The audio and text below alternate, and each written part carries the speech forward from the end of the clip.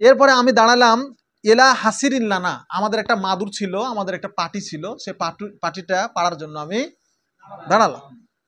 কদ ইস ওয়াদ্দা মিন তুলে মালুবিসা, ব্যবহার না করার কারণে কি হয়ে গেছে? কালো হয়ে গেছে। কদ ইস ওয়াদ্দা কি হয়ে গেছে? কালো হয়ে গেছে, পুরাতন হয়ে গেছে। মিন তুলে লম্বা সময় ধরে মালুবিসা কি করা হয়নি? ব্যবহার করা হয়নি। লম্বা সময় ধরে ব্যবহার না করার কারণে কি হয়ে গেছে? পুরাতন হয়ে গেছে, কালো হয়ে গেছে। একটু ময়লা আবর্জনা পড়ে যায় না, ক্ষুদ্র কোনা বিশিষ্ট পড়ে পড়ে কি হয়ে যায়?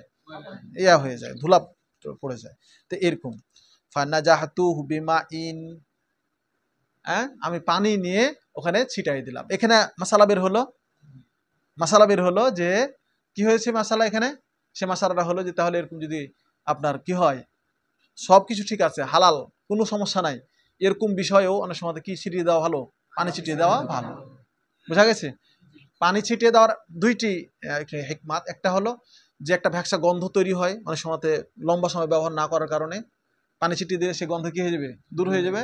আর দ্বিতীয় নাম্বার হলো যে তোমার মনে যে সংশয় সৃষ্টি হওয়ার কথা, তোমার মনে যে খটকা, যেটা হাক যেটা সৃষ্টি হয়, হাক আল্লাহ নাফসি, তোমার মনের মধ্যে যে খটকা সৃষ্টি হয়, সে খটকাটাও কি হয়ে যাবে? দূর হয়ে যাবে। কিসের মাধ্যমে? নাজহুল মা, পানি ছিটানোর মাধ্যমে। আশা করছি হিকমাটা বোঝা গেল। পানি ছিটালেন কেন? পানি ছিটানোর হিকমাত হলো দুইটা। কয়টা বললাম? দুইটা। কি কি? অনেক সময় ধরে ব্যবহার না করার পরে যে একটা ভ্যাকসা গন্ধ সৃষ্টি হয়, সেটা কি হবে? দূর হবে।